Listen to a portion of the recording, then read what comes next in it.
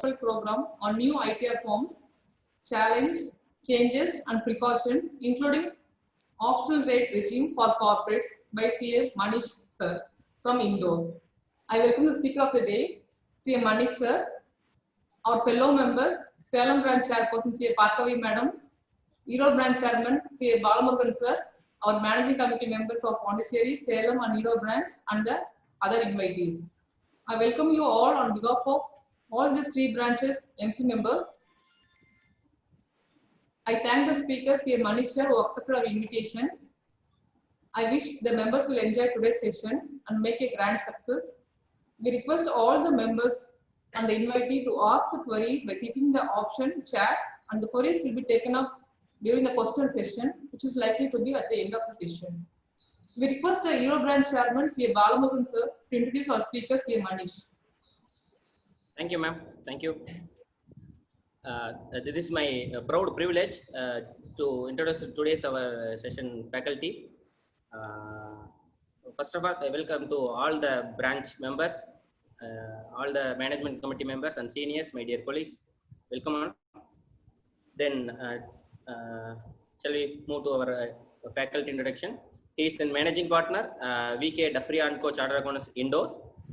Visiting faculty, Indian Institute of Management, Indore, particularly handle the subject in taxation laws, in final year student as well as the development programs and legal expert of business e-learning courses for working executives.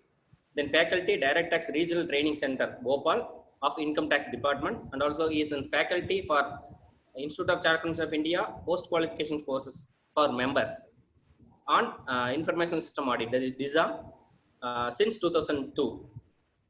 Then he is in faculty Institute of Chartered Accountants of India in e-learning lectures of taxation of CS students, and also he is co-op members Direct Tax Committee ICAI Delhi, nominated by CBDT as a member of Regional Direct Tax Advisory Committee Indore for the 2 years, that is 2011 to 13, contributed in the revising ICAI guidance note for Chartered Accountants on audit under section 44 AB, invited by the Income Tax Department to deliver lecturers, and also invited Madhya Pradesh State Department deliver lectures on GST, and also Police Department of Madhya Pradesh for lectures in forensic audit, and also he is visiting for central government's RCVP, Norona Academy of Administration, Bhopal. Presented various papers in national and regional conferences organized by the ICAI, various topics relating to the taxation, transfer pricing, wills and sections, so on. And also he is an executive committee member of Indore Management Association. He made a few publications like the ICAI Journal, the Corporate Accountant Today Taxman publication. He is also participated. Forum Views magazine and BSC Brokers Forum, Dainik Bhaskar newspaper and the Tax Guru online portal. In these few words, I welcome today's session faculty is CA Manish Dafriya sir. Welcome sir. Welcome to our session. Floor is yours. Thank you. Thank you, sir.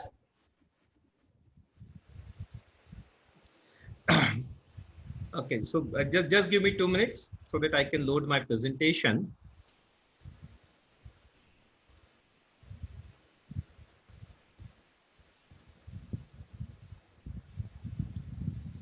Am I audible there? Yes, sir. Voice is clear, ma'am? Yeah, your voice is clear. Audible, sir. Okay, okay. Presentation is also visible, sir. No issue. Thank you. Fine. So I think I should start my deliberation first of all by thanking the chairpersons of all the three branches. And I must say, as I was mentioning in a pre-seminar discussion, this is a kind of blessing in disguise for me.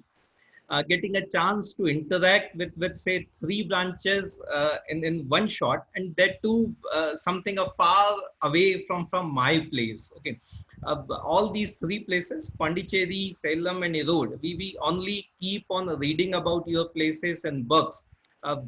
Salem, we all know, the whole India knows as the say, steel city of India. I think Erode is also in the similar manner, is known kind of turmeric city. We have got certain clients in Indore who do this business dealing with their say counterparts in Erode. And Pondicherry is obviously a place where everybody would say would prefer to be there on a say vacation kind of thing, lovely beaches and all those things. But for me, all these are only in books. uh, not physically, but at least virtually. I feel I'm today there amongst you all. So thank you very much for giving me this opportunity. Uh, I simply wish that this virtual meeting, one day we will be able to convert it into a physical meeting also, where I would be able to actually enjoy the warmth and affection of your hospitality. But in any case, thank you very much for giving me this opportunity of interacting with so many members in one shot. Uh, as we all know, these are strange times where which we are witnessing nowadays. And the say, best example is today's seminar. In any other ordinary time, probably our at least say 30 to 40% of written filing work of my office would have been over by this particular date. Today is 4th of September. By 31st July, we would have finished all our non-audit cases, and we all must be busy in say finalizing our tax audits by now in a normal scenario. But this is the year where in the month of September we are discussing all the say changes and challenges and precautions required with respect to ITR forms. Okay, so some say different times we all are say negotiating as of now. The whole idea of my this presentation is to draw your attention to certain important changes which have been made in ITR forms from this year onwards. And the focus would be less on this clerical part of ITR forms and more on the conceptual, the legal part. What all are the legal issues which are going to arise when we all will be doing this whole exercise of filing of ITR forms. So more from that legal perspective, I would like to have interaction with you all. My only say idea of having this kind of discussion is to be benefited by queries raised by honorable members. So my request would be, please raise as much queries as possible. It is ultimately speaker who gets benefited out of all these question and answer session. So to the extent possible, I would like to answer it to your queries also. So with these words, let's start our discussion. And I always feel the kind of say benefits this whole COVID has created for us, apart from say getting a chance to interact with all of you, the another plus point is this: now all our virtual meetings are starting sharp on time. 4:30 is the time given, and Kritika madam was say continuously interacting with me. Sir, you will please log in by 4:15. We would like to start it by 4:30. In a normal physical seminar, all these pleasantries are there, memento presentation, and then the bouquet presentation. And now we are able to actually cut short all those things, exclusively focusing on the job in hand. So that is actually the best part coming out of this whole situation. Okay. So let's start our discussion. Changes, challenges, and precautions, ITR forms, and we will also try to cover this optional rate mechanism which is applicable for corporate assessments from this year onwards. Okay. First of all, let's start with getting this clarity about the due dates for this particular year.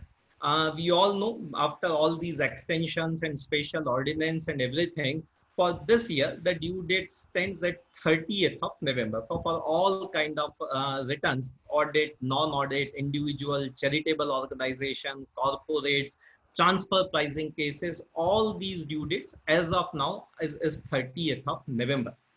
But a very important point I would like to draw your attention here itself, that filing of a return might be 30th of November, but from this budget itself, in the Finance Act 2020, they have introduced an amendment that is the time limit for filing of all the audit reports, all the CA certification is going to be 1 month prior to the due date of filing of ITR. So if the due date of filing of ITR happens to be 30th of November as of now, for me as a professional, practically this is going to be 31st of October. All my tax audits must be uploaded by this particular date. All other kind of certifications, all other kind of audits and income tax, be it charitable organization, 10B report, be it that 80 JJAA kind of deduction certification, or even in case of MAT liability, even that 29B report. All these are now required to be submitted 1 month prior to the due date of filing of ITR. That means 31st of October. So mentally, I think we should prepare ourselves. Okay, sitting in the month of September, I should not see there are still 3 months available with me. My suggestion, my practical advice would be there are say only 2 months, 31st of October, because once the 3CD is over, tax audit is over, then return filing is hardly any extra effort kind of thing. Okay, in case of MAT companies, even the 29B report is to be filed by 31st of October. So in any case, major job is to be completed. So probably this year the situation would be something like this, that I might prefer to finish all my audit cases, corporate client cases by 31st of October, and probably non-audit cases I may try to take somewhere in the month of November.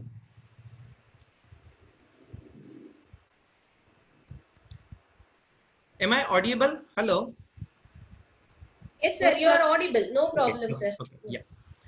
So because this 31st October is going to be the due date for all my audit and all kind of say chartered accountant certification. So I feel as a professional, I would not like to look 30th November as the date for me. I would like to see 31st October. I would like to prepare a plan. I would like to gear up myself, taking into account 31st October is for all practical purposes is going to be due date for my working, for all corporate clients, for all audit cases, everything. Okay.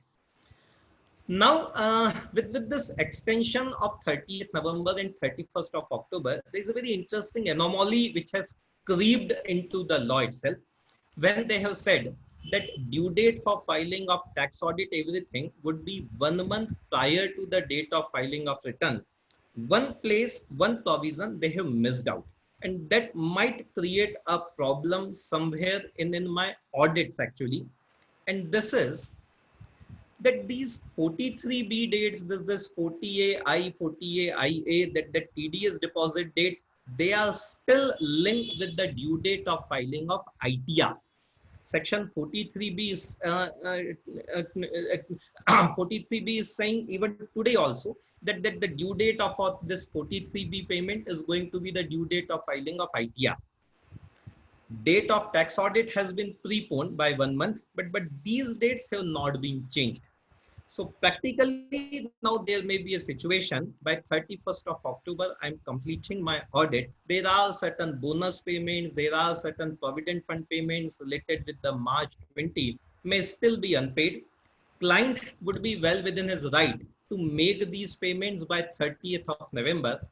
I have to furnish, I have to complete my audit by 31st of October. So then what should I do? Logically, I would be saying that these payments have not been made till date. So I would like to disallow them. The moment I upload this information in my tax audit report, the way CPC is working nowadays, we all know the client is going to get a notice, even though he might have deposited all that TDS, all that provident fund, etc. after 31st of October, before 30th of November. Because as per that, he can deposit all these amounts up to the due date of filing of ITR. So this is going to be a problem. This is going to be a challenge for this year. And in certain cases where the payments have been made before 31st of October, then should not be a problem. But then there might be some cases where client might be willing to make the payment before 30th of November, but after my finalization of tax audit report. So that's a problem. That's an anomaly which has got created in the act. They have amended all these tax audit filing due dates, etc., but they have not amended this 43B, this TDS deposits dates for claiming deduction in the current year itself. Okay. This is the first point I would like to share with you.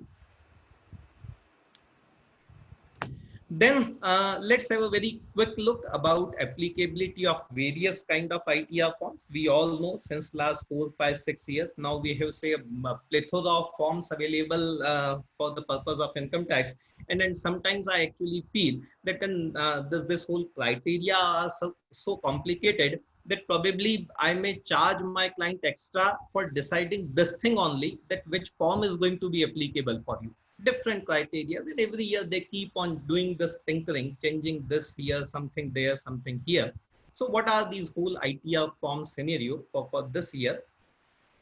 Okay, first is this ITR 1 and ITR 2, individuals not having any business income.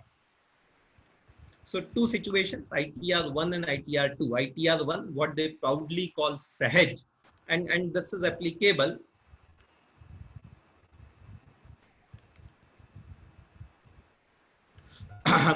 this is applicable only in the case of an ordinary resident, total income up to 50 lakhs of rupees, having income only from salary, other sources, one house property. Okay.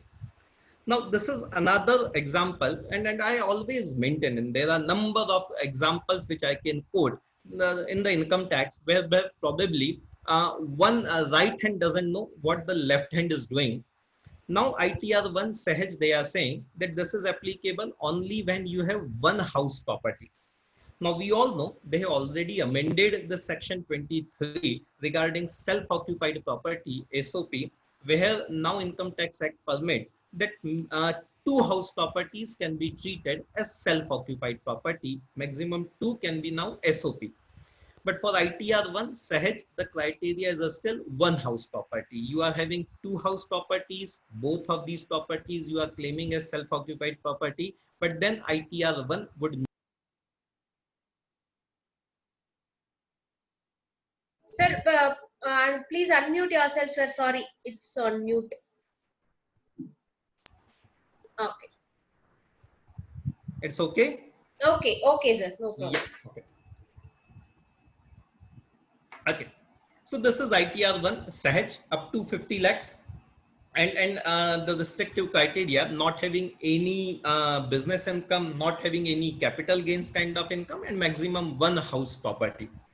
Then ITR 2, all individual and HUF, all individuals for which ITR 1 is not applicable, and all HUFs, they are under this ITR 2 criteria, not having any business income. So if there is any amount of capital gains, ITR 2 would be there. More than one house property, two house properties, even if both are being treated as self-occupied house, but still then ITR 2 would be applicable.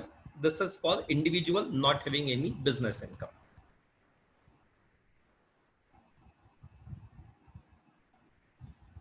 Then these are business income cases other than companies. So ITR 3 is for all individual having this income from business. ITR 4, Sugam, what they normally call, is this presumptive taxation cases. This is ITR 4, more or less similar what the criteria they were in the earlier years, similar kind of criteria. ITR 5 is for all these other than individual, HUF and company, and other than charitable organization. So all my AOPs and societies and everybody would be coming under this ITR 5, similar what we have in the earlier years.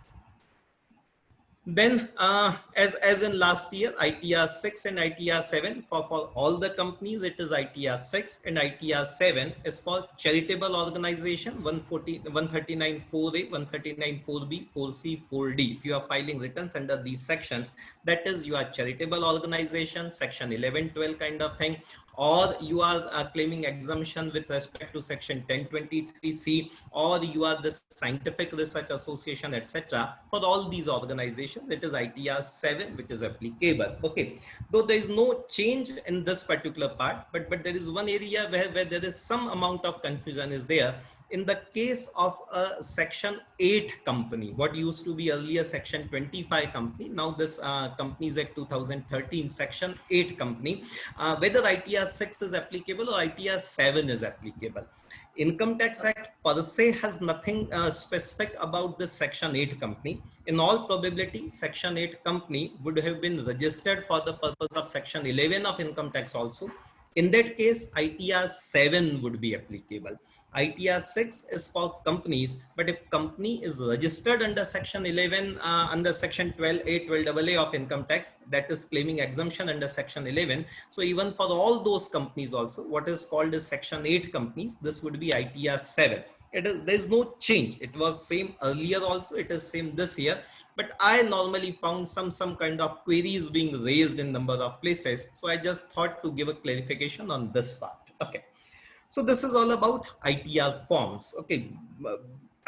More or less the similar kind of criteria which we used to have in the earlier years. Some tinkering, some changes have been done for the current year. Now, from this year onwards, they have introduced certain new criteria for furnishing ITR. Okay. One small subtle change has been done in section 139(1), and then a whole new proviso has been added in this 139(1). So what are these new criteria for furnishing of ITR? Okay.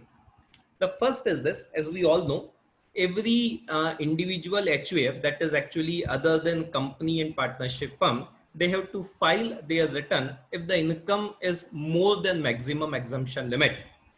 Now, from this year, the change which has been done, that if my income is below taxable limit, after claiming this exemption under section 54 to 54 GB, but before these exemptions, if my income was more than exemption limit, then I'm required to file my ITR. There were a number of cases where assessee has done some kind of, say, capital gain transaction, claimed an exemption under section 54, 54B, 54F, then there was no taxable income, and then the ITR has not been filed. Specifically in the case of this agriculturist, where they have sold some kind of agriculture land, being in the urban area, that agriculture land was subjected to tax. Then the same agriculturist has purchased another agriculture land, claimed an exemption under 54B, no ITR has been filed. Later on, when this 147 cases happen, and then all these details have been, say, presented before the income tax department, they found certain anomalies, they found certain problems in that particular claim. So probably with that idea in mind, now from this year onwards, they have said that even if you are claiming exemption under all these 54, 54B, etc., after claiming these exemptions, your income does not remain in taxable limit, but still you will be required to file your ITR. So at a later date, you cannot claim that because I was entitled for all these exemptions and that's why no taxable income, no ITR has been filed. ITR filing is now mandatory.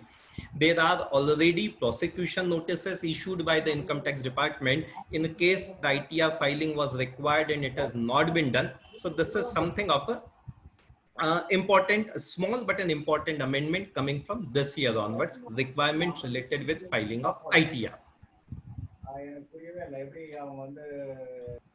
Then the another set of criteria which has been introduced for furnishing of ITR from this year onwards,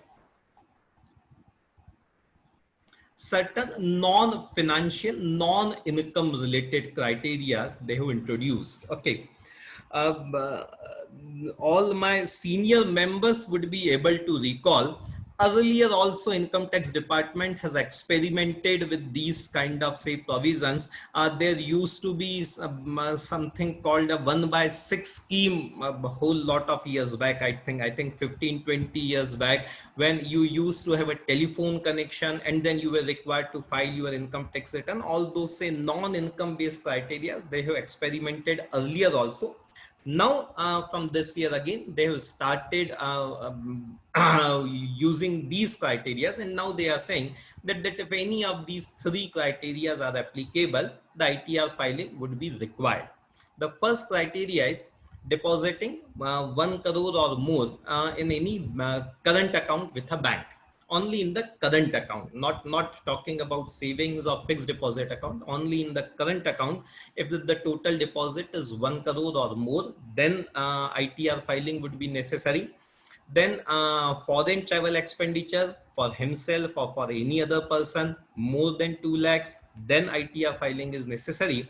And then there's this expenditure on electricity consumption, 1 lakh or more, then again ITR filing would be required. Something which needs to be seen very, very carefully. All these three criteria, they are not linking these transactions with a cash payment. The deposit in the current account need not be only in cash. Any type of deposit, that foreign travel payment, even if it has been done by way of a check, credit card, etc., cash is not the criteria here. 2 lakhs or more is the payment. ITR filing would be mandatory. Electricity consumption. Now, electricity consumption might be residential house, it might be office premises. If it is more than 1 lakh aggregate, there is a possibility I might be paying electricity bill of my residence as well as my office, and the total exceeds 1 lakh rupees, then ITR filing would be mandatory.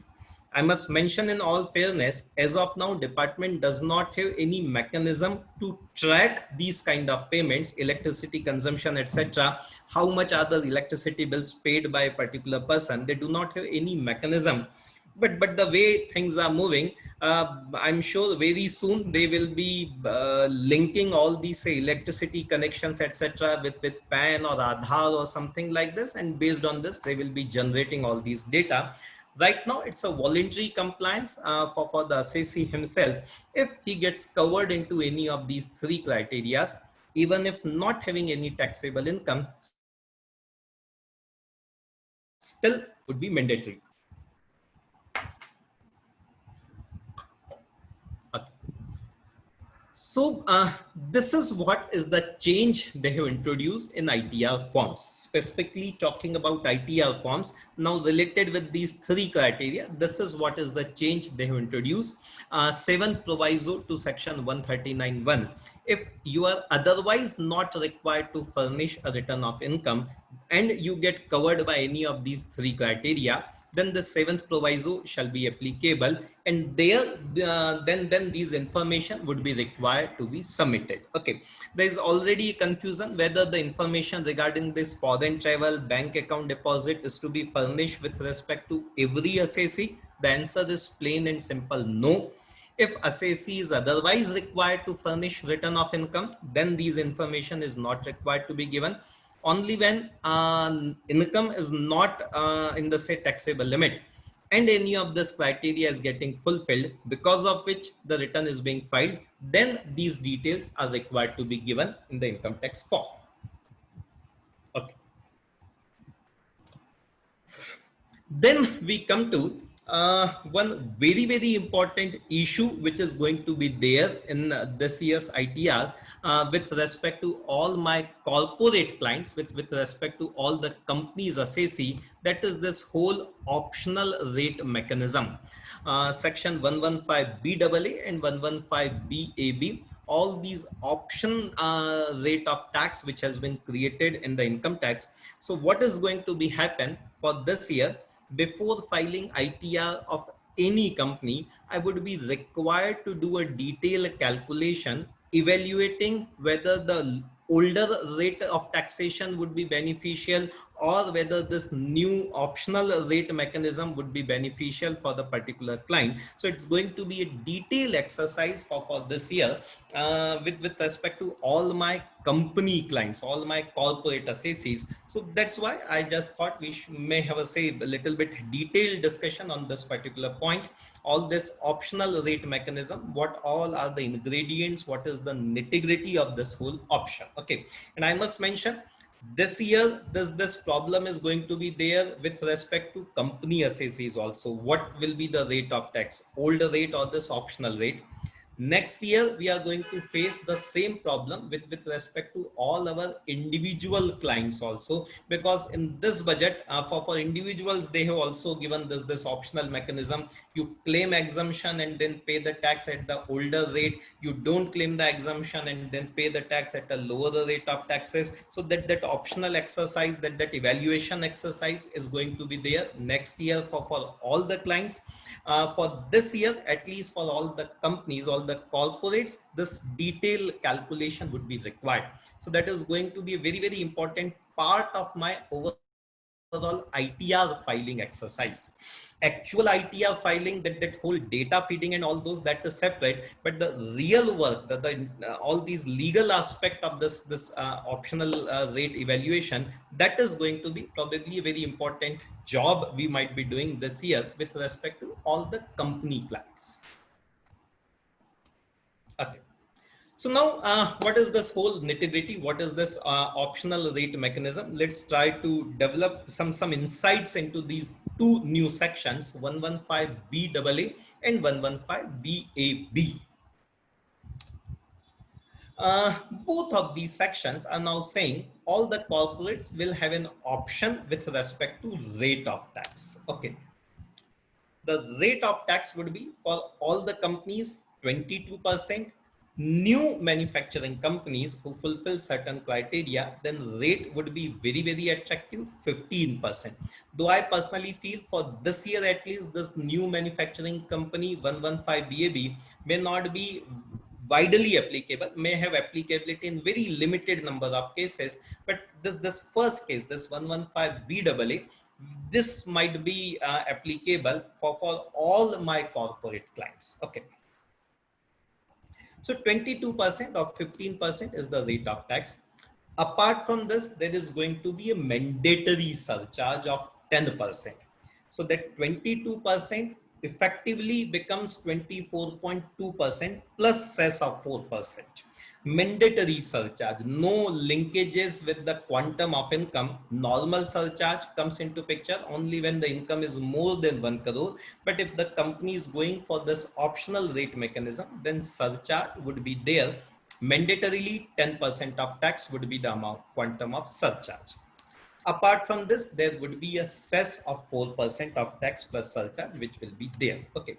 So just to give you some say ideas about the kind of comparison which would be required, the normal rate of tax for the company SAC, if the turnover for the financial year 17-18 was up to 400 crores, then the normal rate of tax is 25%. And if the income is not more than 1 crore, then no surcharge is also payable. So if a company having turnover of less than 400 crores and income of less than 1 crore, the normal rate of tax would be 25%, no surcharge. Same company goes for this option of 115BAA, then the rate of tax would be 22% plus surcharge mandatorily 10%. So effectively, this will be a comparison between 24.2 and 25%. So then we need to take a call for this much of small incentive, whether this option is required to be exercised or not.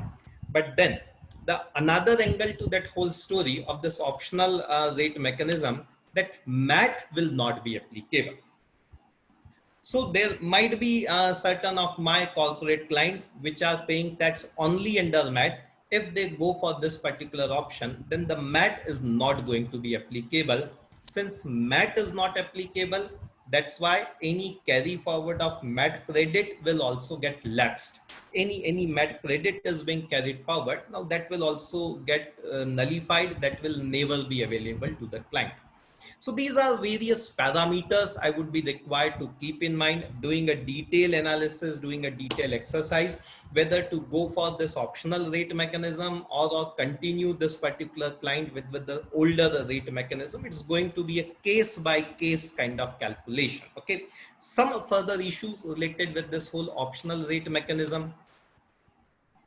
If I go for this optional mechanism, 115BAA, 115BAB, then both the sections say certain special benefits shall not be available to the SAC. What are these special benefits?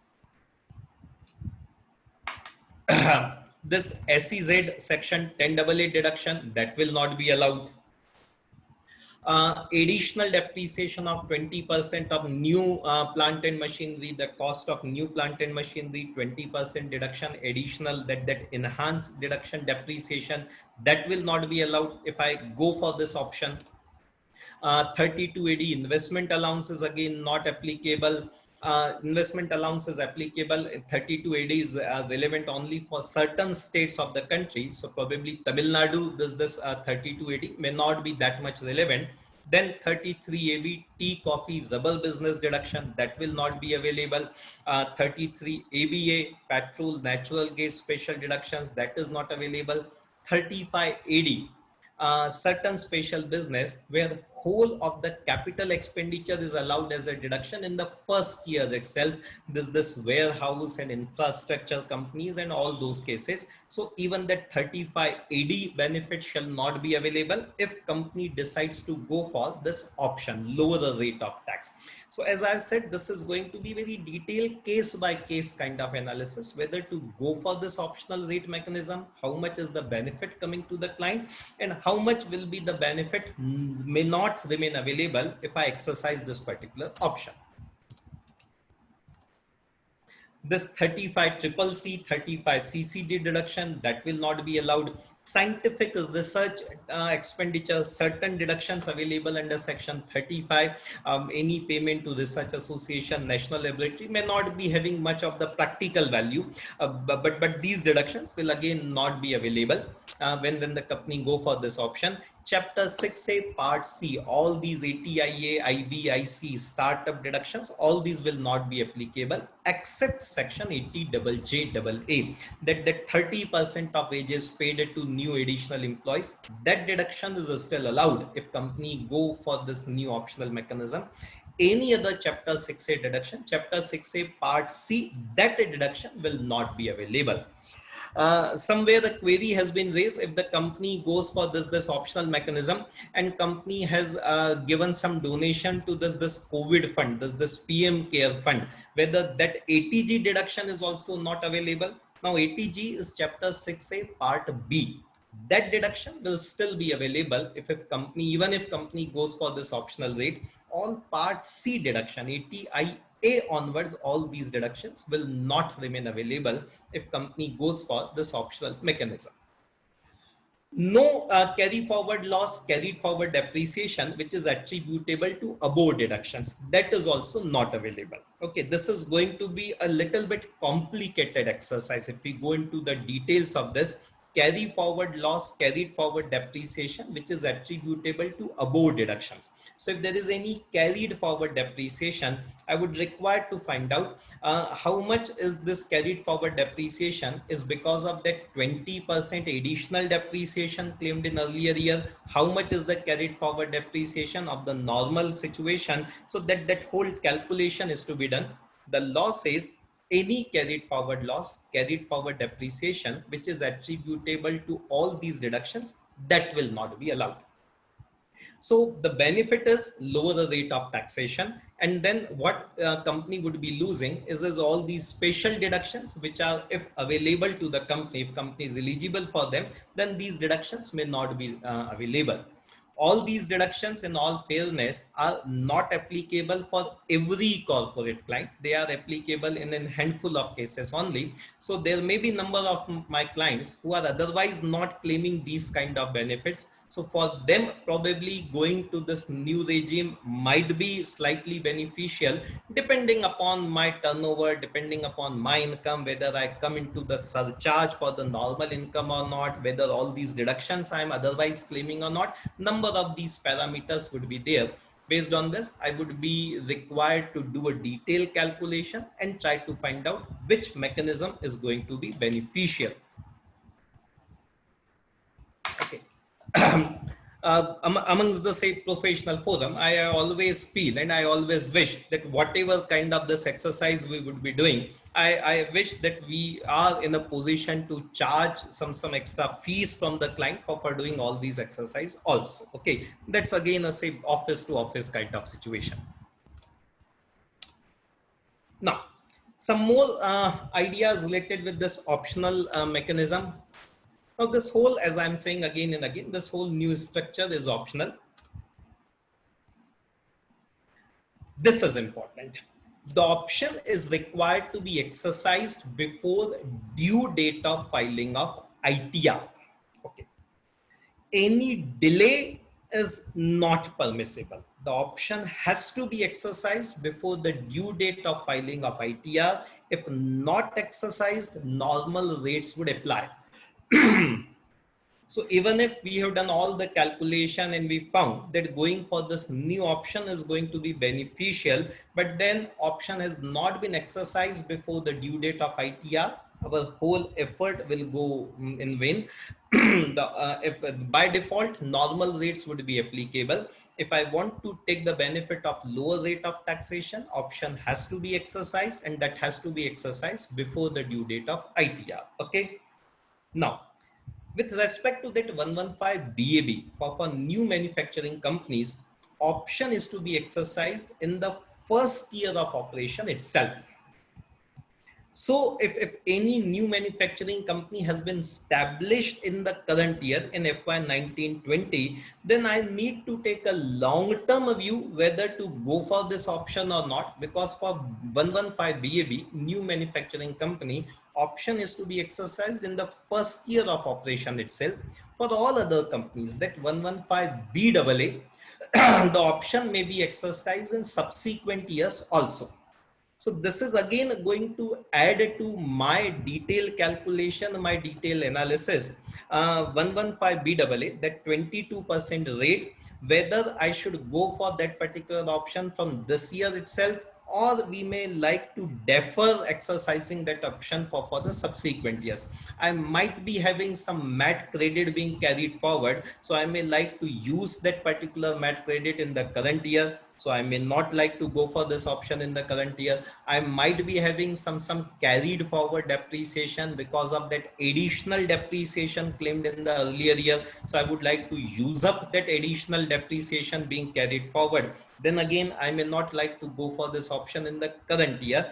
Then this is again going to be a detailed matter of detailed calculation. 115 BAA, 22% option, whether we should exercise this year or we may decide to say first use up all the benefits which are available till now and then go for this lower rate of taxation probably in future years.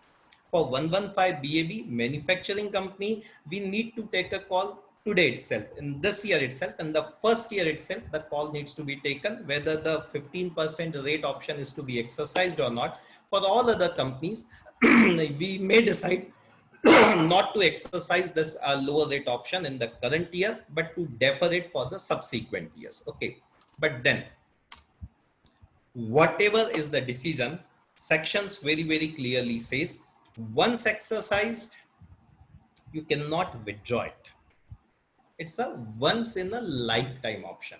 Once you have exercised, you are in. Before exercising option, you can take a call, but once you have exercised, you cannot withdraw it. Okay. I normally call this kind of situation. There are a number of other places also in the income tax where this kind of situation is there. Option once exercised, it cannot be withdrawn. I normally call this kind of situation as something like similar to an Indian marriage versus a European marriage. Now, this is a typical Indian marriage case. Okay, once exercised, you cannot withdraw later on. Before exercising the option, you have got all the choices. Okay, you decide what to do, what not to do. Once done, you are then for lifetime. You cannot say change it. So similar is the situation. You may decide 115 BAA, you may decide this year, next year, next to next year, 22, 23, 24, 25, whenever you wish. But once you exercise, you cannot withdraw that particular option. So that makes this whole calculation, this whole analysis a very tricky kind of situation, a very detailed analysis considering the current plans of the SECI, future plans, all those issues might become relevant depending upon the facts and circumstances of each case. Okay. Something about that new manufacturing company matter. 115 BAB. Though I feel probably this year at least 115 BAB is going to have a very limited applicability. Next year probably we might have number of assessees where with this 115 BAB calculation may require. So what are the what is the mechanism of this whole 115 BAB? The very basic requirement is this, that this 115 BAB manufacturing company 15% rate is applicable only for new manufacturing company And for this new manufacturing company needs to have been set up, registered on or after 1st of October 2019. And then it should commence manufacturing or production up to 31st March 23. So that is the deadline. By 23, the company must have started manufacturing. Now talking about current year 1920, the chances are very, very rare that there is a manufacturing company who has got registered after 1st of October 19 and they have commenced their production by say 31st March 20, so that this whole issue of say option exercising may come into picture. Because of this whole COVID pandemic situation, probably not many companies would have been there who would be fulfilling this criteria for this year. Probably in the current year, this is FY 2021. Now, if I say new companies are being formed, manufacturing units are being set up. So next year, while filing their return, we will be doing all these 115 BAB exercise. Current year, probably the applicability may not be there. But still, let's get a say a further idea about what all are the say issues involved in this 115 BAB. Then they say the company should be a new company, business manufacturing unit should be a new manufacturing unit. The revival, splitting up, reconstruction of already existing business is not permissible. Though we all can see there is going to be a good scope of say playing with this kind of provision. Some flexibility may always be created, but what the law is saying, that splitting up, reconstruction of business already in existence is not permissible. It should be a new manufacturing unit. The company, the very restrictive kind of condition which is there, company should not be engaged in any business other than manufacturing. The only exclusive activity of the company should be manufacturing. Now, there are bound to be issues related with definition of manufacturing itself. What will be treated as a manufacturing? We all might be aware, around say 5-7 years back, they already introduced a definition of manufacturing, even in income tax also. And that definition is more or less same, which used to be there so far as excise is concerned. Okay. After GST, now manufacturing may not be that much issue for indirect taxation purposes, because now the supply is the criteria. But when excise was there, manufacturing was a say very important issue. Whether it is a manufacturing or not, then only excise was applicable. So we used to have detailed discussion about what constitutes a manufacturing. All this say Delhi General Cloth Mills case was the say landmark decision in the excise. Same kind of criteria they have adopted in income tax. So now manufacturing definition in income tax is going to be a crucial point with respect to this 115 BAB. What my SAC is doing, what this company is doing, whether it can be treated as manufacturing or not. The same criteria which was used for excise purpose, that doing any activity by which a new product is coming into picture, known by a different name, having a different commercial use. So this excise issue of manufacturing now is going to be there in income tax with respect to 115 BAB, because 115 BAB very specifically categorically says company should not engage in any other activity except business of manufacture or production or research in relation to that particular product. Out of the total plant and machinery mix, maximum 20% can be second in plant and machinery. Rest plant and machinery should be new. So the whole idea is new manufacturing units get created. It should not be a case of say old wine in the new bottle kind of thing. It should be actually genuinely new plant and machinery, new manufacturing unit. Then only this benefit of 15% would be applicable. Though again, there are bound to be number of issues cropping up later on. I have started a manufacturing unit by having new plant and machineries. After some time, a year or so, then I have purchased another unit where along with all the plant and machineries, then whether this deduction would be available or not. This 20% criteria is to be seen every year, or it is to be seen at the time of formation of company only. All these are going to be say dicey issues which are going to crop up later on. But the criteria is this. Right now, what the section is saying, maximum 20% can be the say second-hand plant and machinery. All other plant and machinery should be new. Imported plant and machinery shall not be treated as second-hand plant and machineries. Okay.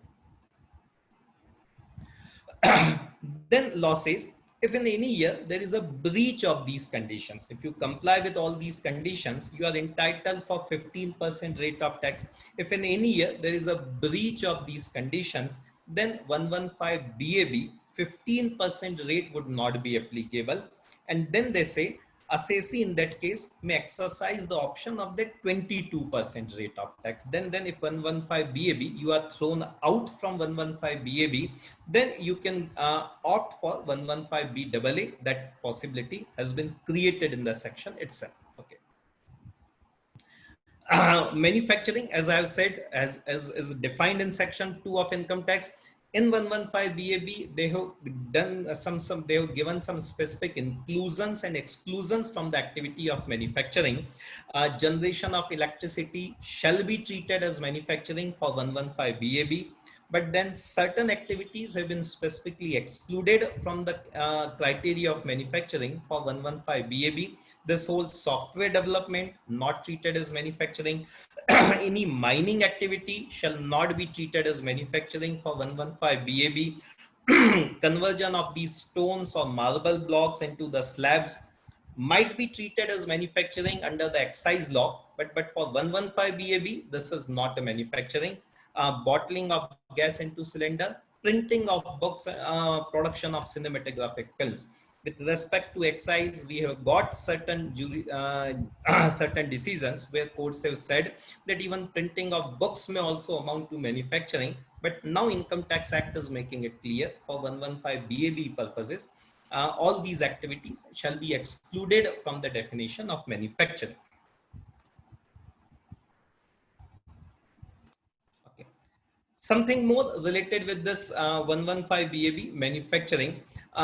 Any other income other than manufacturing, if there is any other income, for example, some kind of capital gains or something for which there is no specific rate of tax has been prescribed, all such other income shall be taxable at the rate of 22%. This is another clarification given by the section. This is something important related with this 115 BAB. The whole transfer pricing provisions may become applicable if there are any transaction of this unit with a related party, and then the specific domestic transfer the domestic transfer pricing provisions may become applicable in that particular case. If assessing officer feels that this company has generated certain excess profits, then all these excess profits shall be taxable at the rate of 30%. This manufacturing company is having dealing with any other related party and trying to generate some extra profit for this 115 BAB company, then those extra profits shall be taxable at the rate of 30%. All this mechanism has been built into the section itself. Okay. Now the crucial part of this whole discussion, this all was the say legal part of it. 115 BAB, as I am saying again and again, may not be that much relevant for this year, but 115 BAA for all my corporate clients, we would be required to do this evaluation, this analysis, whether to go for 115 BAA or whether to remain in the existing tax regime. If I decided to go for this option, if we decide that all said and done, 115 BAA or 115 BAB is a beneficial proposition for this particular assessee, then the practical aspect of it, exercising that particular option. 115 BAA, this form 10 IC, 115 BAB, form 10 ID is required to be submitted. The last information, as of now, these forms are not available online. The last I have checked, these forms are still not available online. So probably they want you to wait for some more time if you want to exercise this option. Today, if you want to do it, you won't be able to do it because simply as I mentioned, option is to be exercised on or before the due date of filing of ITR. And then this is the specific change. talking about the form of income tax, ITR 6 has got a special question, part A of general schedule. The company is required to choose, a tick is required to be placed, whether it has opted for this 115 BAA, BAB or not. A very important point which I'm trying to make here. ITR 6 is asking a specific question whether the company is going for that optional rate mechanism or not. That tick is required to be placed. If by chance, by any mistake, by any oversight, I couldn't place that particular tick in the ITR, now we all know the way CPC is functioning, immediately a notice would be there and immediately all those rectification and all those issues might arise. So the point is this, even if I have furnished that form 10IC, 10ID, that is okay. While filing ITR, if I have decided to go for this optional mechanism, I need to make sure that that tick is in place. Sometimes a small mistake, and then we all are facing these problems with CPC notice, some small mistake, some omission in filing of return, and then the huge complication may arise. So in case of this 115 BAA, BAB option, the small tick is going to be very, very important. Even if form 10IC, 10ID has been filed, but still if that tick is not placed in the ITR, the problems might be there. So this is a precaution which I would like to take with respect to all my corporate clients where I'm going for this optional rate mechanism. Okay. Then we come to, ma'am, do we have queries in between or after the session? Sir, there was one query which was raised by the member. Sir, do you want to take up this queries now or at the end? Whatever you suggest, we can take it at the end also. Let's continue. Actually, we got only one query as Okay. of now. One question is it mandatory to disclose all these details by regular assessees?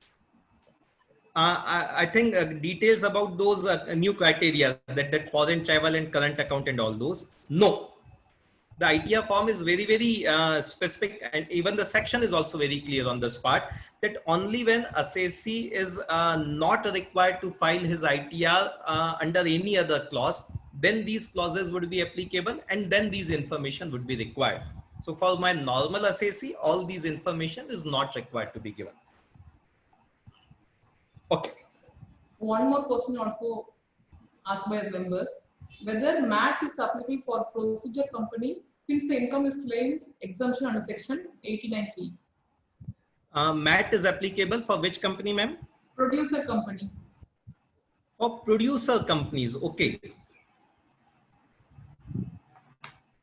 Yes, I would like to check that particular proposition, but I think there is no exemption for producer companies also. If it's a company registered under the Companies Act, MAT provisions are applicable. There is no specific exemption. Okay, sir. Okay, fine. Now, sir, let's come to next very important issue related with this year's ITR filing exercise, and that's a very say important and a kind of complicated change which has been introduced in that tax audit criteria itself. Okay, so something of a very, very interesting set of amendment which has been made.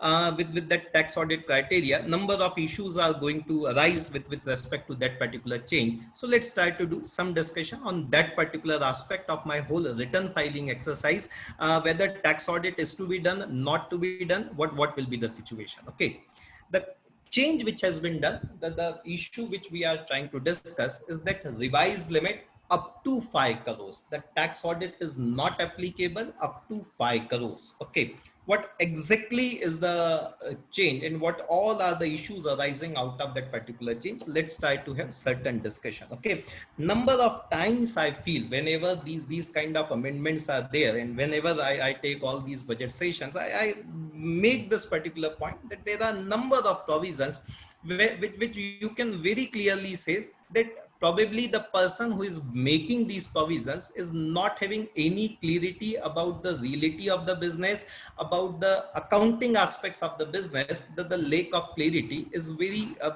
obvious with respect to these kind of provisions. Let's try to find out what all are the issues here.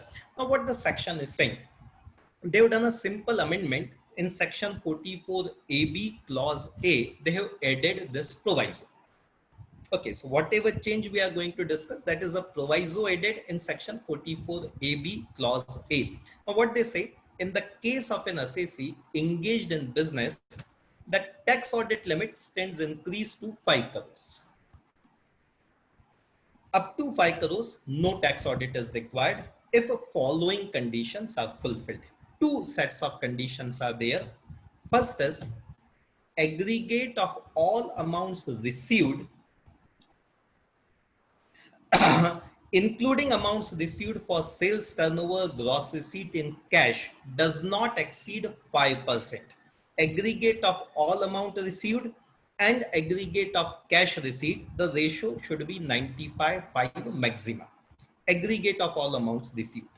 Okay. The point which needs to be seen very carefully, and that is going to be very interesting question to be discussed.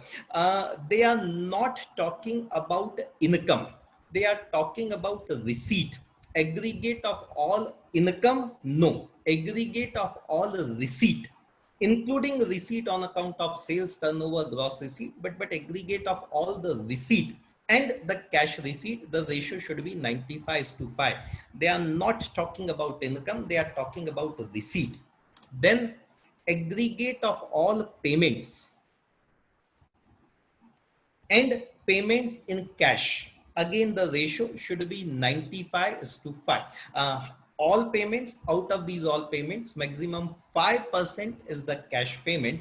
If these two criteria, these two conditions are fulfilled, then the tax audit would not be applicable.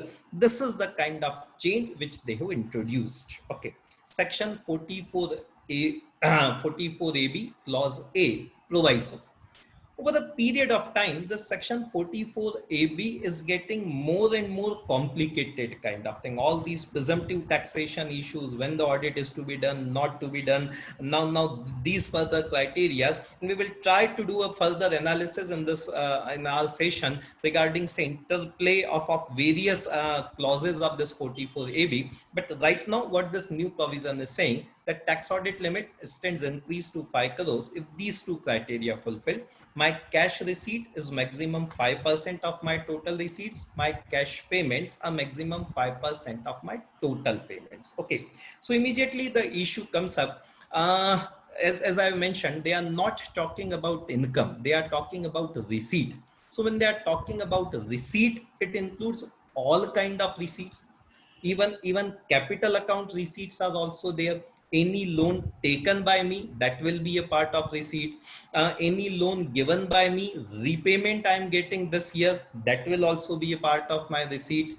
Any capital contribution introduced in the firm, in the company this year, that will also be a part of my receipt. So that total receipt needs to be calculated, and out of that total receipt, the cash component needs to be seen, whether it is up to 5% or more than 5%.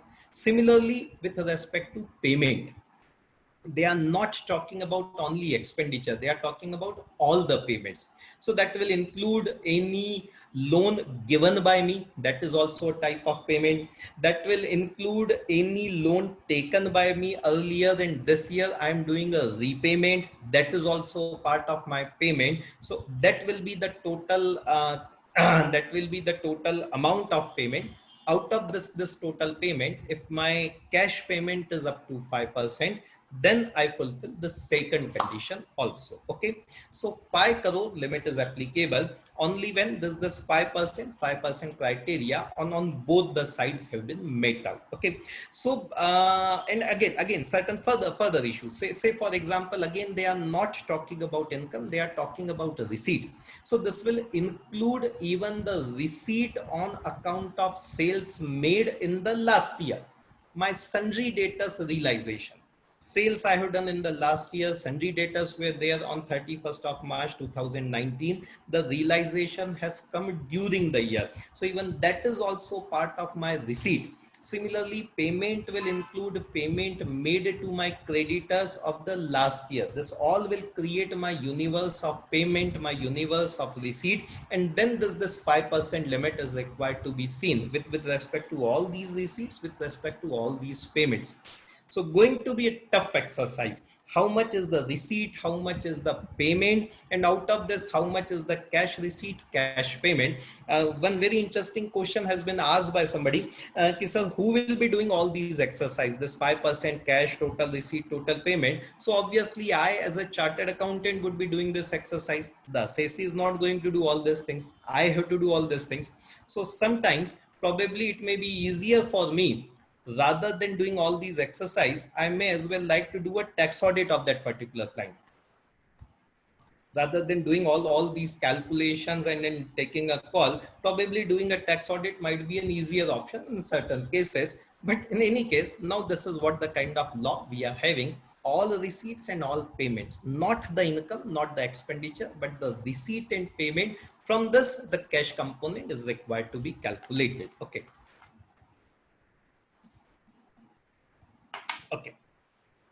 So that's why included in this aggregate of all amount received would be all my capital account transaction also, loans taken, repayment of loan received, capital contribution received, everything included in aggregate of all payments made, loans given, loan taken earlier, now the repayment has been done, even purchase of asset acquisition, all this will be part of my payment, receipt, payment, and then the total receipt, total payment, and then that 5% cash transaction criteria needs to be seen. Okay. Now, number of times I feel that whenever they introduce a provision, they might introduce a proviso in one clause, and probably they don't care to read whatever has been mentioned in the earlier clauses of the same section. And that's why we find number of cases where there is a contradiction between two different sections, between two subsections of the one section, between two clauses of the one section itself. And then there is a whole lot of issue of say understanding the interplay between different provisions of the income tax. Now this whole 5%, this 5 crore criteria, how it is going to be interacting with my 44 AD cases. That's going to be an interesting analysis. Okay, in different situations, how does this 5 crore limit is going to become operational, is going to become relevant? Different types of assessees, whether it's a company assessee or it's an individual assessee, whether that 44 AD applies or 44 AD not applies. All these issues may become relevant. All these interaction of different clauses of 44AB we need to find out. So let's try to do a simple analysis kind of thing. Now after this proviso introduced in 44AB clause A, what will be the different situations of tax audit? What will be the different possibilities with respect to tax audit? As I have said, 44AB has become a very complicated piece of legislation now. There are certain sections of the income tax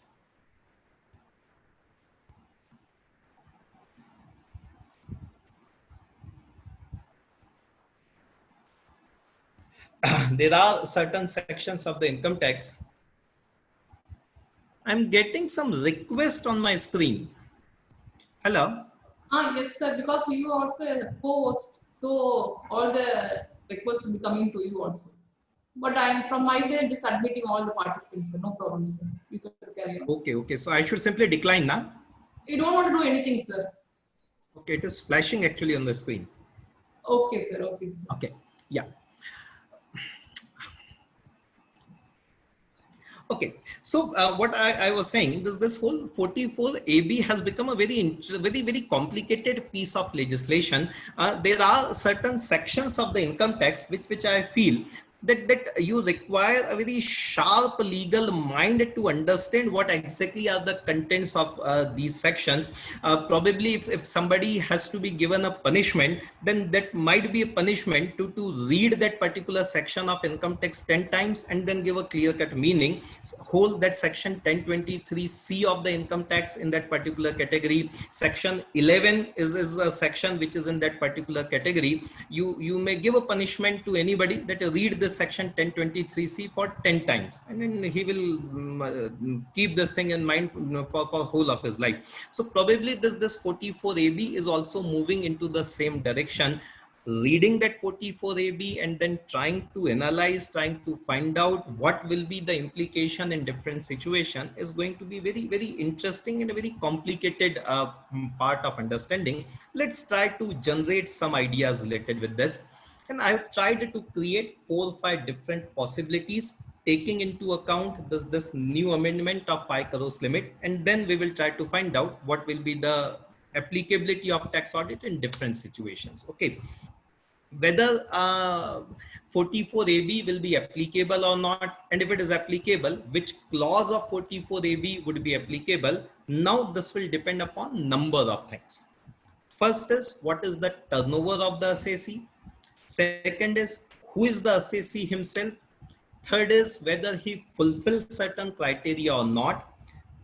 Combination of these three will give me an idea whether tax audit would be applicable or not, and if it is applicable, under which clause that the tax audit is to be done. Because in ITR forms, I needed to select that particular clause also very, very correctly. 44AB clause A or 44AB clause E, which clause is applicable, and then say CPC has issued notices because of say wrong selection of those clauses also.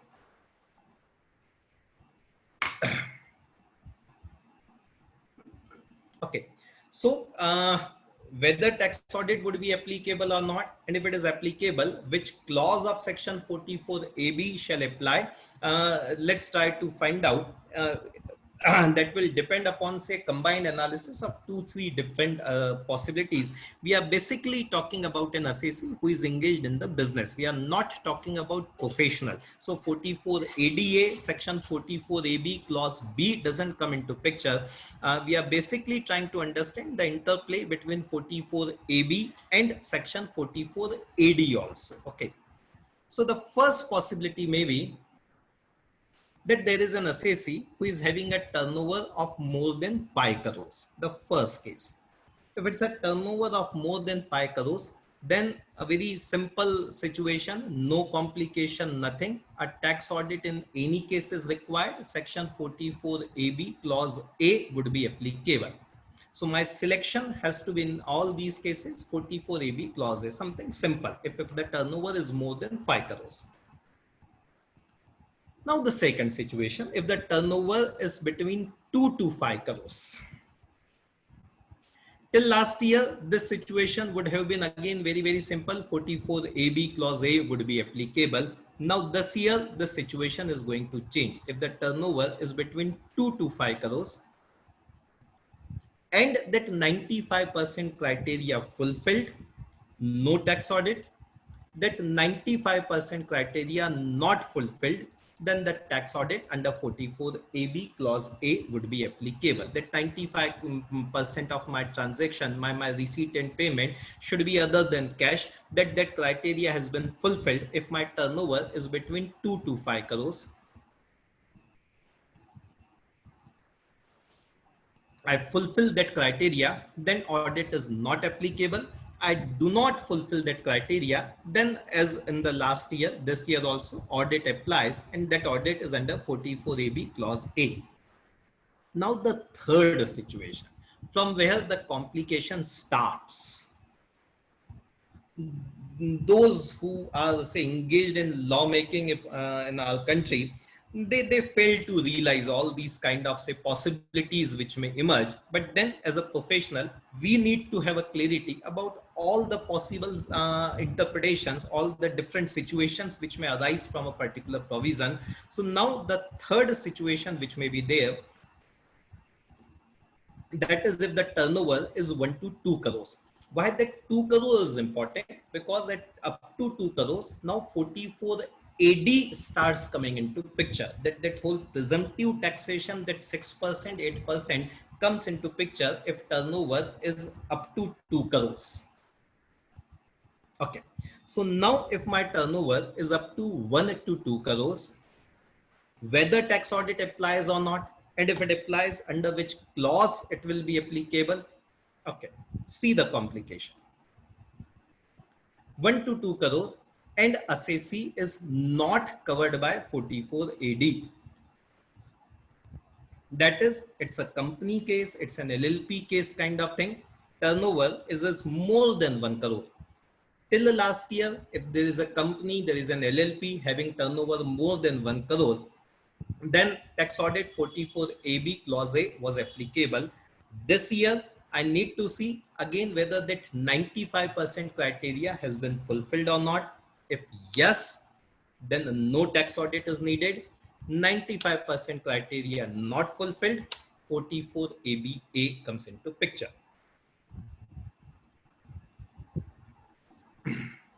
But now,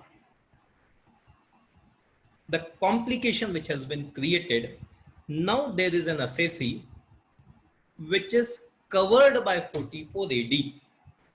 It's an individual or an HUA for the partnership firm, does not having any income by way of that commission brokerage. That means he is an eligible assessee. He is having an eligible business for the purpose of 44 AD. Now, the interplay of this new provision with respect to that 44 AD, that is something very, very interesting.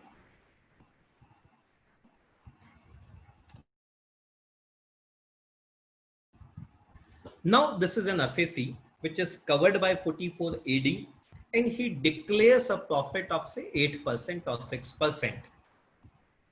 That means that restrictive clause of 44 AD, 44 AD 5 does not apply. He complies with that 44 AD provision, 8% or 6%. Then very clearly tax audit is not needed. Now what will happen if he is covered by 44 AD and he is not declaring the profits as per section 44 AD? That is, his profits are less than 8%, less than 6%. He gets covered by that.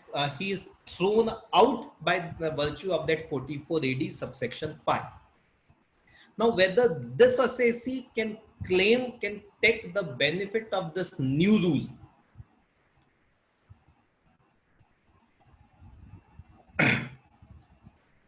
The proposition which I'm trying to frame here, the point which we all need to develop a clarity about, say for example, there is an individual having a turnover of 1.5 crores. Okay, so that means he is covered by section 44 AD.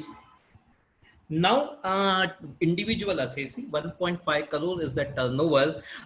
All payments are in check, all receipts are in check. And he declares his profit less than 6% because receipts are in check. So he has to declare profit at the rate of 6%. He declares a profit at a rate less than 6%. Whether he can say that because all my receipts and all my payments are otherwise than in cash, so even if I am declaring my profit less than 6%, I am not required to get my books of accounts audited. That means whether section 44 AD subsection 5 applies on the assessee, he is required to get his books of accounts audited. Now, whether this new amendment would be available as a saving to the assessee. Very clearly, this new amendment would not be applicable in this case. The audit would be there. 44 AB clause E shall be applicable.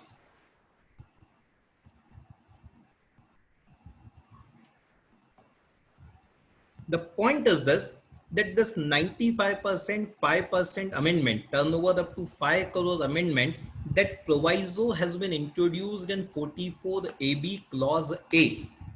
In a case my audit is because of non-compliance with 44 AD, the audit is under 44 AB clause E and not clause A. So that's why this whole 5 crore turnover limit 95% criteria has got no relevance when the audit is being done due to non-compliance of 44 AD. If assessee is covered under section 44 AD and he does not comply with the requirement of 44 AD, then the audit would be mandatory, subject to other requirements of that 44 AD 5. So this is something of a very crucial point arising out of this whole new amendment. And then similarly, now the last part of this whole jigsaw puzzle, if my turnover is less than 1 crore and I am an assessee not covered by 44 AD, that is, I am a company, I am an LLP. So very clearly the tax audit is not at all applicable for me. 44 AB does not apply.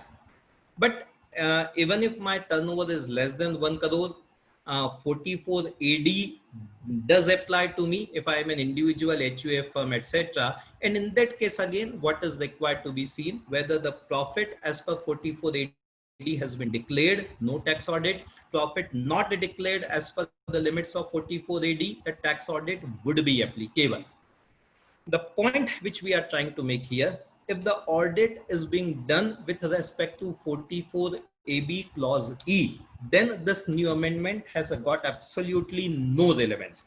Only when the audit is being done under 44 AB clause A, then that 5 crore limit, that 95% criteria shall come into picture.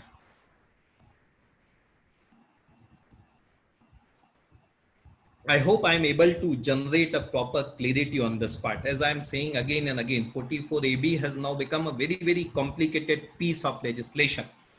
Will require a very, very final understanding of different situations which may arise out of this particular section. Okay, so now this is all is about this small change, that small proviso which has been introduced, but may have a serious implication, very important implications for us in number of cases. Now coming to ITR forms. In all these three ITRs, 3, 5, and 6, they have introduced this additional para asking an additional information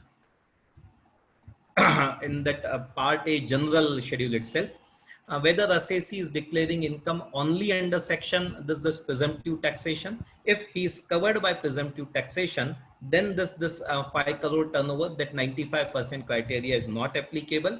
And that's why then they ask a second question. If assessee is not covered by this presumptive taxation, then whether this 1 to 5 crore turnover is there.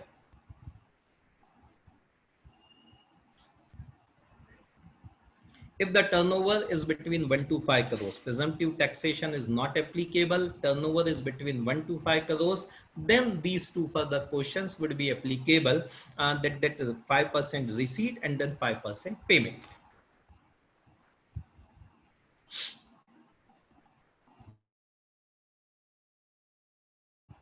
Okay.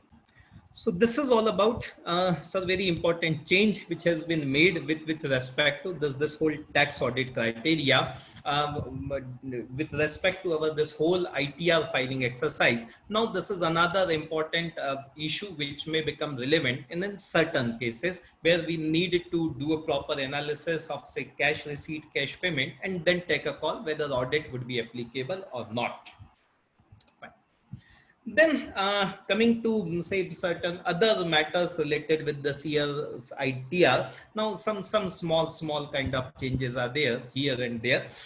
What I feel, the income tax return filing nowadays has become a data collection exercise on the part of income tax department. When I'm helping my client in filing his income tax return, so probably I'm acting less as a professional, and sometimes I feel I'm acting more as a data entry operator only. That is the fact of, say, today's circumstances. After this whole e-filing, the, say, hunger of government to get more and more information from the assessee, from the general public, is increasing day by day. So whole lot of issues are there with respect to the data collection exercise. But as a professional, what are the, say, legal interpretational issues involved that we are discussing. So some other matters related with this whole ITR filing. one small change which they have done, and I'm sure we all must have experienced this change already. We all must have filed some returns by the time. So this change has been introduced in all these ITR 1 to 6. That is with respect to increase the time limit for making investments under section 80C and other chapter 6A section. Now they've introduced this small schedule DI. Even in ITR 1 also they have introduced this specific schedule where I need to report all these total amount of deductions available under various these sections, and then out of this total amount, how much payment has been done after the end of the previous year. Within that extended time period of 1st of April, the return right now is talking about 1st April till 30th of June. Even that 30th June has been extended later on. So probably they will be amending that return form some point of time. This breakup is required to be given.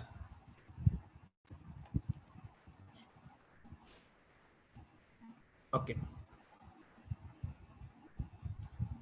Then number of places in ITR. Now they are saying if there is the PAN is not available, then in place of PAN, the Aadhaar can also be furnished. This was also an amendment made through the Finance Act, the announcement made by Finance Minister in her budget speech also, that in place of PAN, now Aadhaar can also be used for income tax purposes. So number of places in place of PAN, now the Aadhaar can be submitted. Whole lot of changes have been done with the part.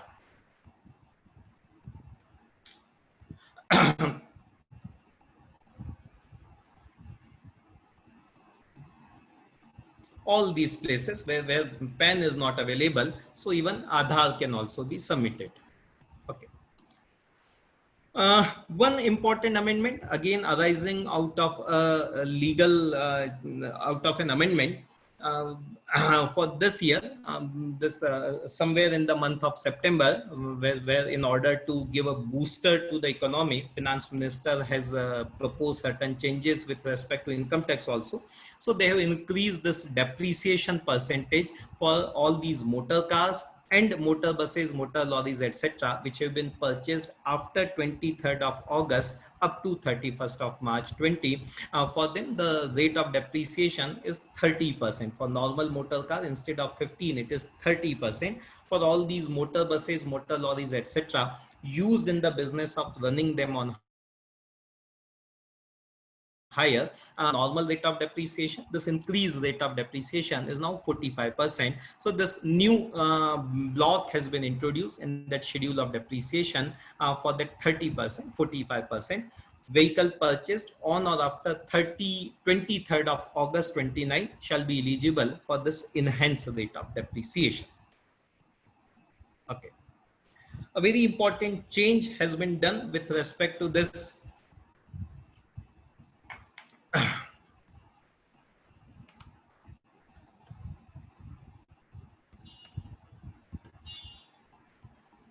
ITR 5.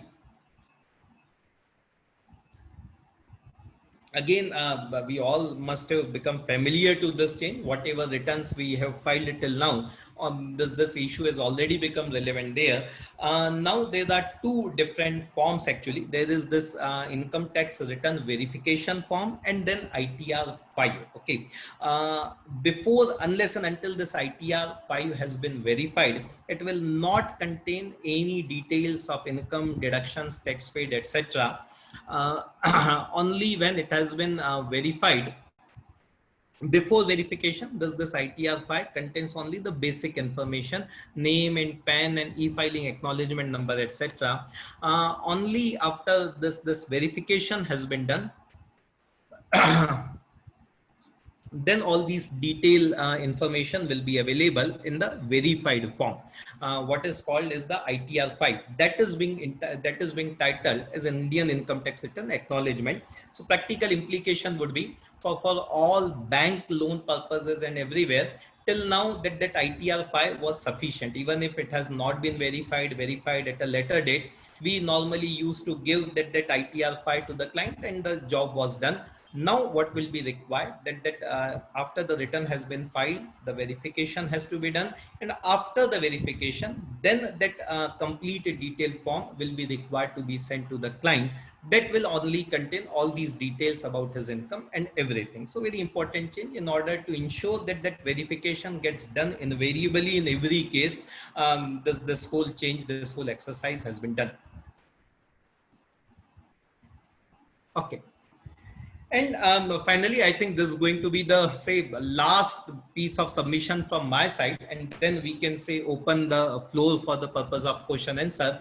This whole new 26 AS form, new avatar of 26 AS form, which is now going to be there, which is going to contain whole a lot of information, and more specifically all the information related with the specified financial transaction. All SFT information related with the assessee is now going to be reflected in form 26As. It is already started reflecting there.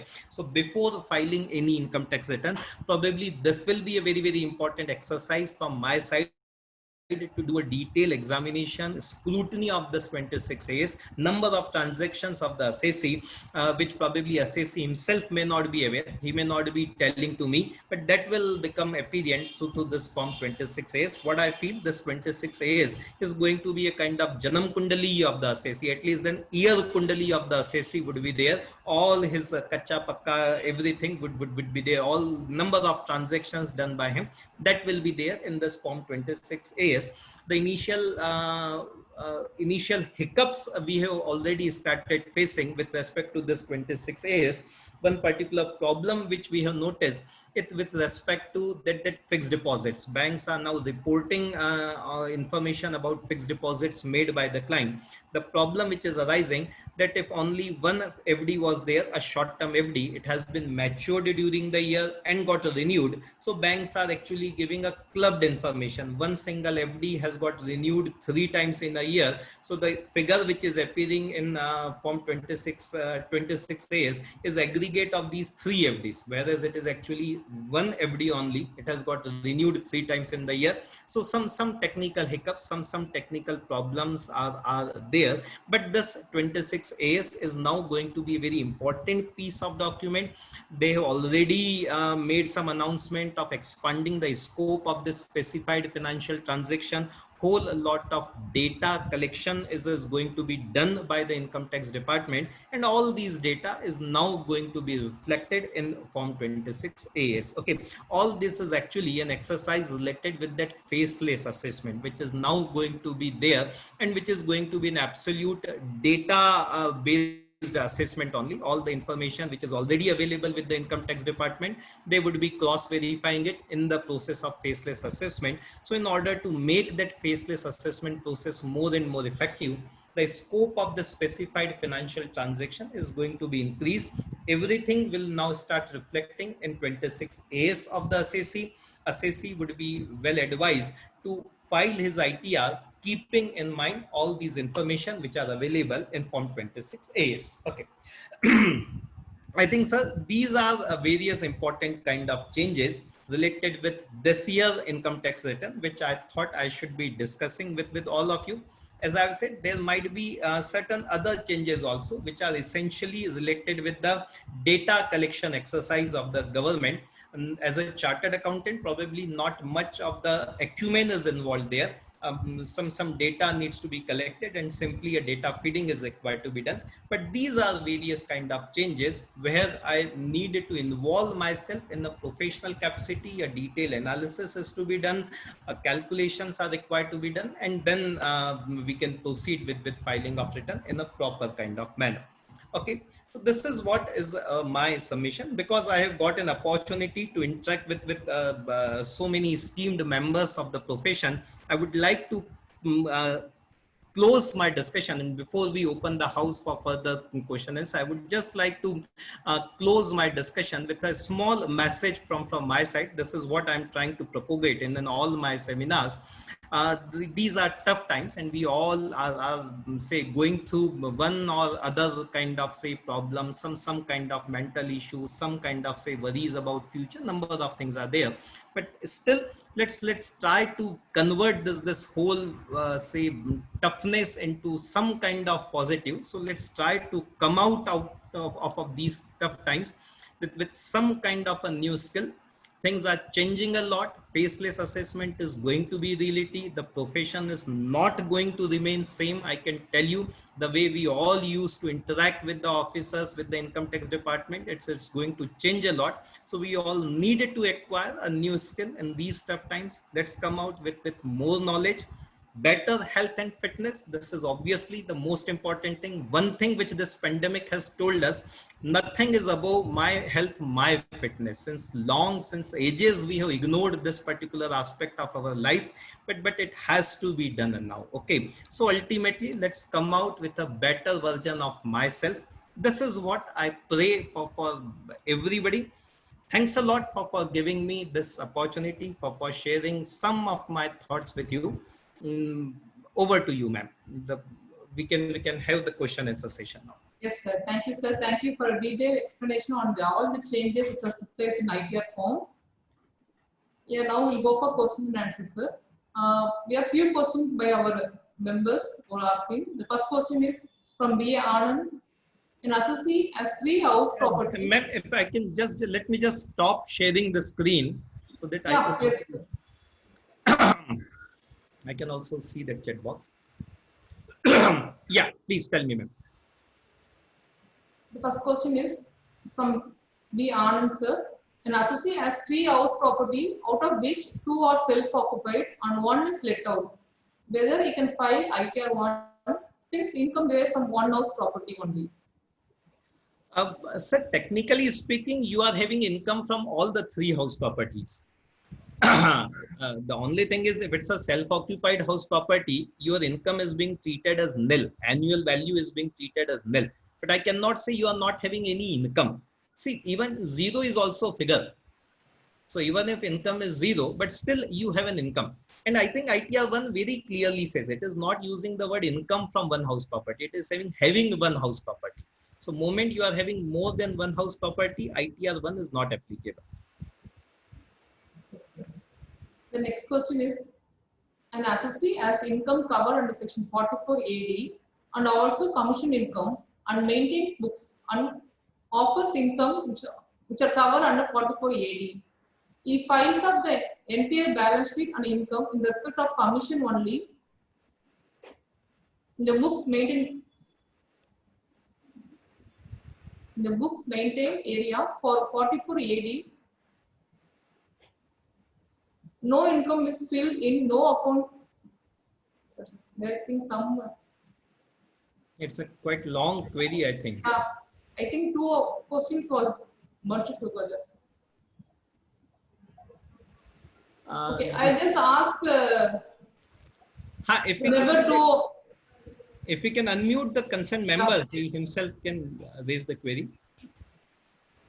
I think this query of Mr. Suresh Ranganathan. Yes, sir. I'll just make him to unmute.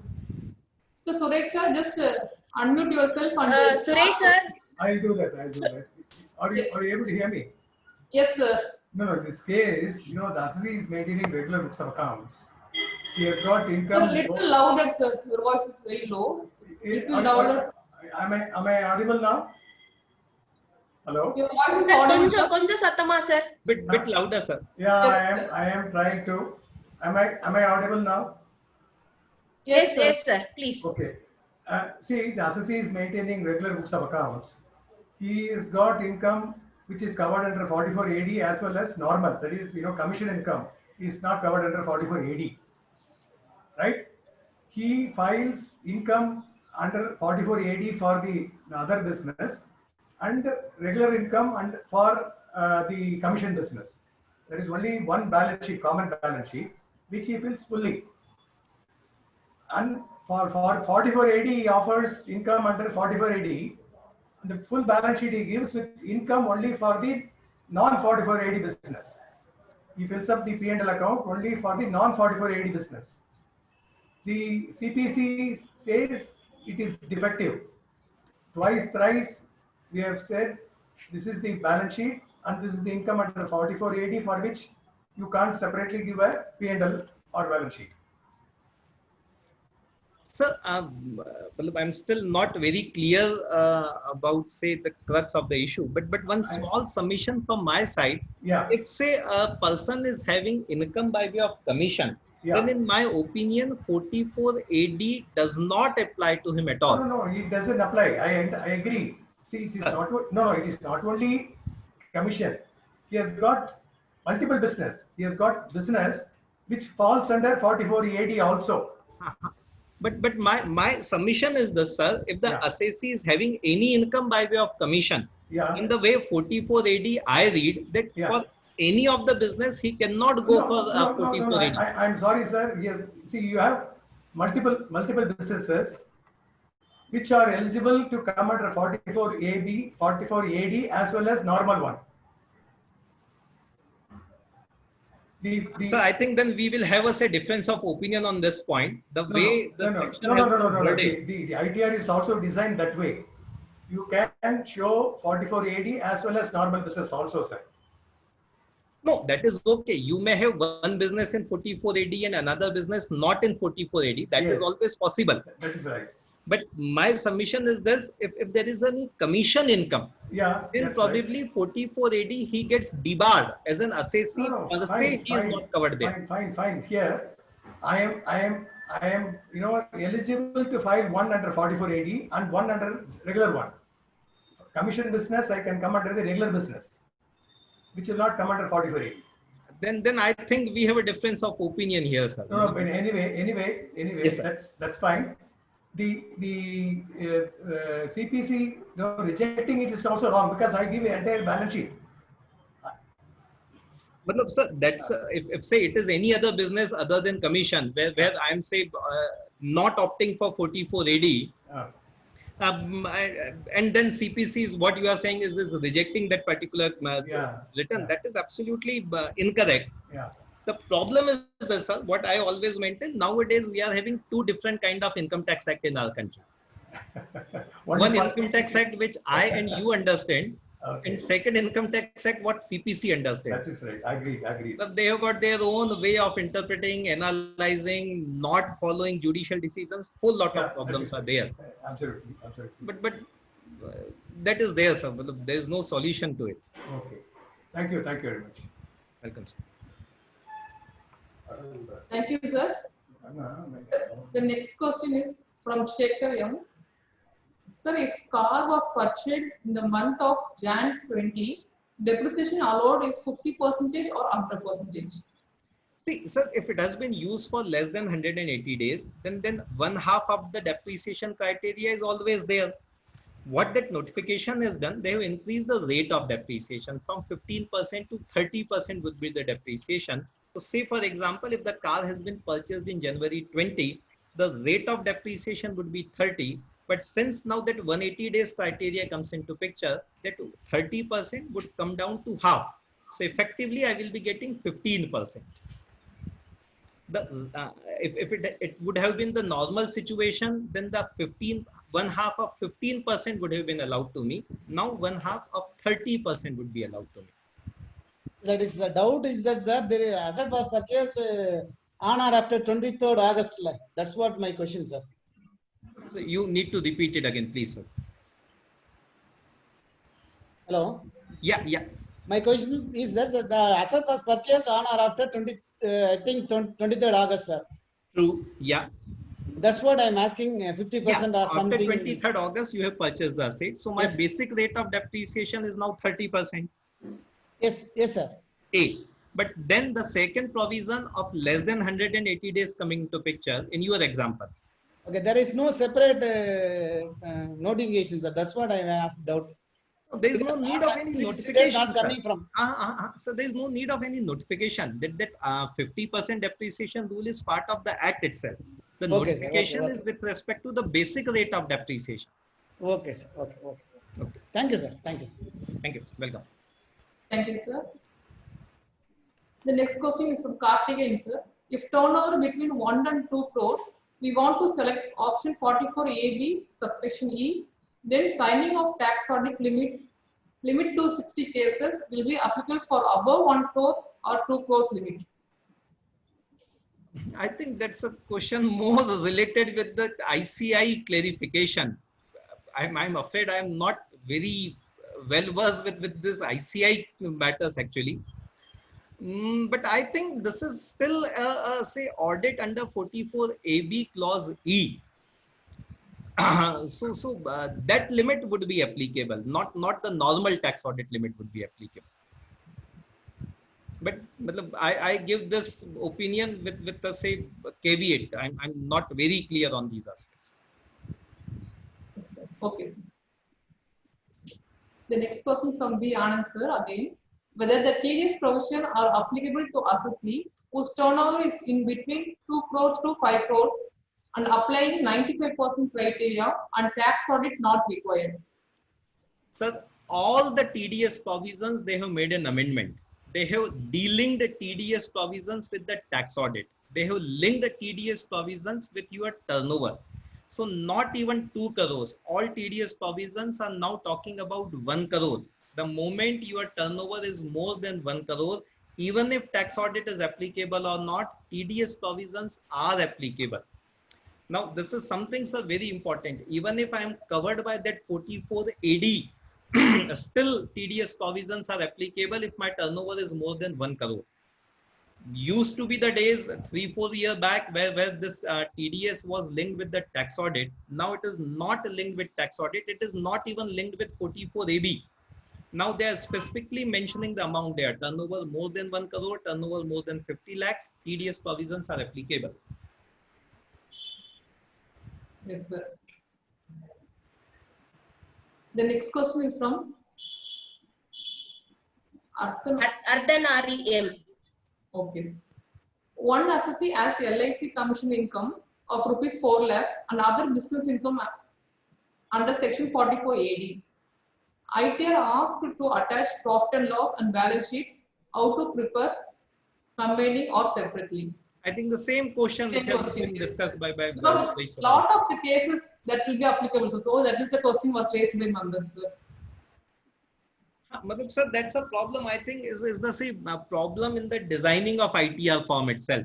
So the general question is from member, if they have commission income apart from the normal income of other business, how to file the return, whether profit and loss should be combined or separately want to prepare, how to file that one. So there are two answers to it, ma'am. The legal answer is this: if any business is covered by section 44 AD, then no books of accounts are required to be maintained. The profit and loss and balance sheet for non-44 AD business are to be filed. Now that's a legal answer to it. But then the problem which is being created by CPC by the designing of form itself, they don't allow me to do this kind of segregation. The moment I say there is a business not covered under 44 AD, then they want a complete profit and loss and balance sheet. But that's a practical problem. Only CPC can resolve it. There's no legal solution to it. Okay, sir. The next comments are very appreciation comments, sir. Excellent presentation by yourself. The next question is from wrong entries are posted by bank in form 26As. Until action is made in form 26As, return has to be kept pending or the return has been filed after the due date. How to tackle this situation? These are again say practical situations arising out of say improper implementation of technology. My suggestion would be why to say keep the return on hold. Let's file it and then try to get the data rectified at the bank's level. But these are say common kind of problems. But still, the keeping the return on hold may not be suggestible. Nowadays, in number of cases, filing returns beyond the due date will have certain other implications also. All my charitable organization returns I have to file, otherwise section 11 will not be applicable. Certain other exemptions, 54, 54F, etc., that may not be available. So probably holding the return may not be a good idea. the only course of action would be talk to the bank and try to get the information rectified. Though I have my own doubt whether all these SFT information which has been furnished, whether that can be revised, whether that can be corrected in the say new 26 AS or not, that itself is a question. Yes, sir. So now there is no more question in the chat box. Now we can open for the members. Anybody who want to raise question, they can unmute themselves and they can ask the query.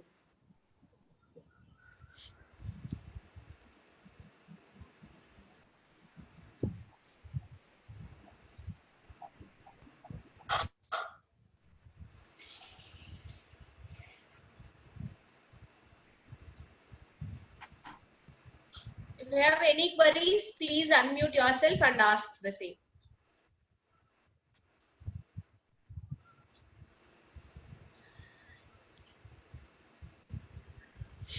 Yeah, I think no more questions will coming to the concluding part of the session.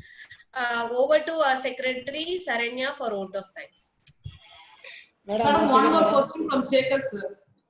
Yeah. Sir, I'm Okay, asking okay. that is Yes, sir. MAT credit, sir. MAT Yes, sir. tax available producer company, sir. From the 2021, as from it is deduction available for farmer, agri-farm producer company up to 100%, sir. It's totally Okay. exempted. No, so your question is about MAT? Yes, sir. MAT, sir. Whether MAT is For producer applicable company. for producer company.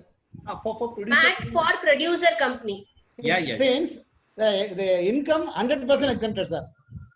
That is deduction is available in ATP Yeah, from ATP. 2021 for 5 years.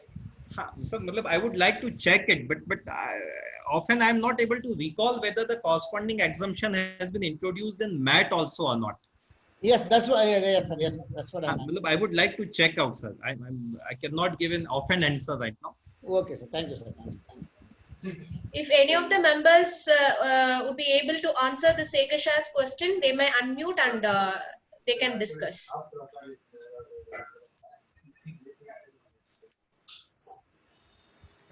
And I'm Prabhakar from Chennai. I have one question. See, this Yes. 5% of cash withdrawal and cash deposit to determining the 44 AB limit, whether depositing to the bank and withdrawing from bank also included. Sir, that was a doubt which has been raised earlier in many places, whether receipt and payment would include a deposit and withdrawal also. Yeah. But then the way this ITR form has been designed, in ITR form, they are making something very clear. All this capital contribution, asset purchase, everything, they've mentioned these things in the ITR forms. And in ITR form, they are not covering this cash withdrawal and cash deposit. And going by this legal interpretation, when I'm withdrawing something from the bank, there is no receipt which is happening. This is my own money which I'm taking back from one pocket, I'm putting to another pocket kind of thing. So my view is that this deposit and withdrawal in the bank would not be considered for this cash transaction. It will neither be a part of my total receipt, nor it would be a part of my cash receipt.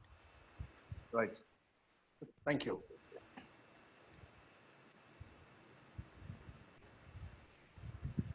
Thank you, sir. Okay. I think Any other queries?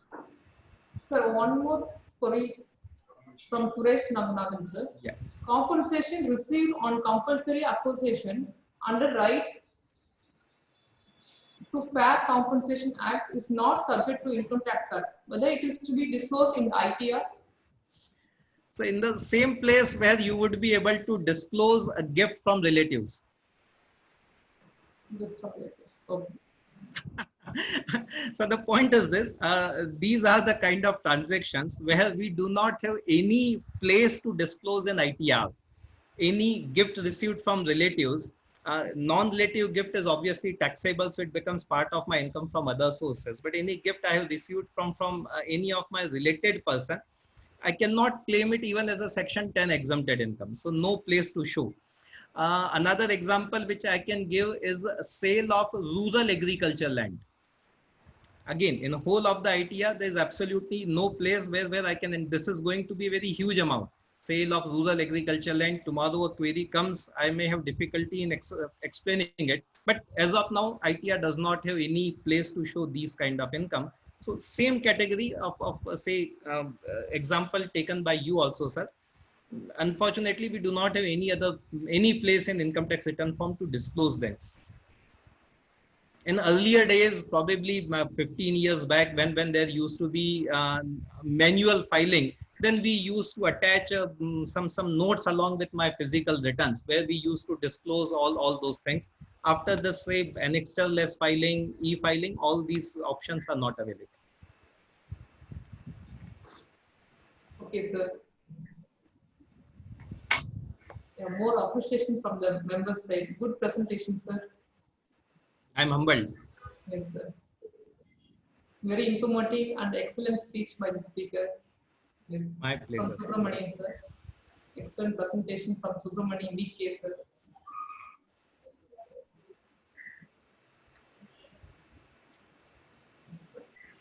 So more of appreciating only in chat box, sir.